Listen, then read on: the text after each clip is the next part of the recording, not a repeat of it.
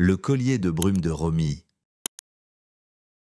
Romy, une petite fille aux boucles brunes et aux yeux curieux, vit dans un petit village français entouré de champs de lavande. Un matin, elle reçoit une mystérieuse lettre de son arrière-grand-tante Léontine, qu'elle n'a jamais rencontrée. La lettre lui annonce qu'elle a hérité d'un trésor de famille.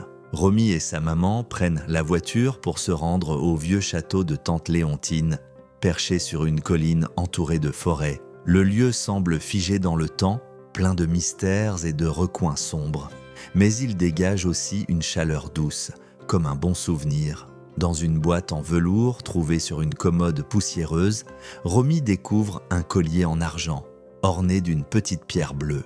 Dès qu'elle le touche, une légère brume entoure ses doigts. Une note jointe au collier dit « Pour traverser les secrets, devient la brume ». Curieuse, Romy passe le collier autour de son cou. Soudain, son corps se transforme en nuage de brume légère. Elle traverse sans effort la porte de la pièce. Émerveillée, elle retrouve sa forme normale après quelques secondes.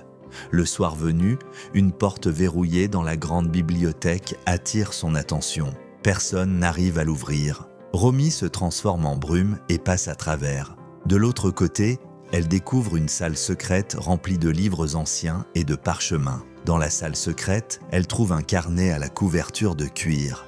Il appartient à Léontine et raconte ses aventures dans le château et la façon dont elle a résolu des mystères grâce au collier magique. Un tableau dans le couloir principal semble pleurer chaque nuit. Intriguée, Romy attend la nuit et se glisse sous sa forme de brume pour voir de plus près. Elle découvre un petit conduit derrière le tableau cachant un robinet qui fuit. Une rumeur court dans le village. Un chat fantôme rôde dans les couloirs du château. Romy suit une trace de petites pattes et, sous sa forme de brume, entre dans les murs. Elle découvre un vrai chat blanc coincé dans une pièce oubliée. Elle le libère et le nomme Nuage. Nuage suit Romy partout dans le château. Il semble comprendre la magie du collier. Parfois, ses moustaches frémissent quand la brume apparaît. Romy est ravie d'avoir un ami à ses côtés pour percer les mystères. Une vieille porte en fer, verrouillée depuis des années, intrigue Romy.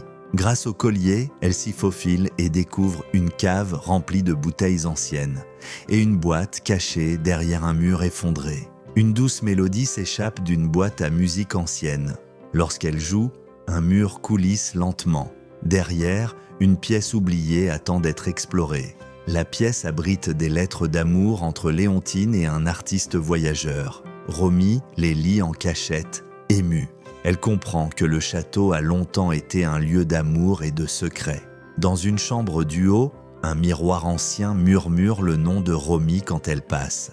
Elle devient brume pour entrer à l'intérieur du miroir et découvre un monde reflet, inversé mais magnifique. Dans le monde du miroir, le château est lumineux, peuplé d'animaux bavards et de fleurs chantantes. Romy y apprend que le collier est un lien entre les mondes.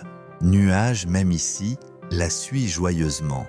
Romy ressort du miroir avec un petit pendentif en forme de cœur, offert par un renard du monde du miroir. Il symbolise le courage. Elle le garde précieusement. Une ombre étrange rôde dans le grenier. Romy, en brume, découvre qu'un ancien coffre magique essaie de s'ouvrir tout seul. Elle le referme à l'aide d'un ancien sort trouvé dans le carnet de Léontine. Romy écrit une lettre et la cache dans la bibliothèque secrète à l'intention d'un futur enfant curieux.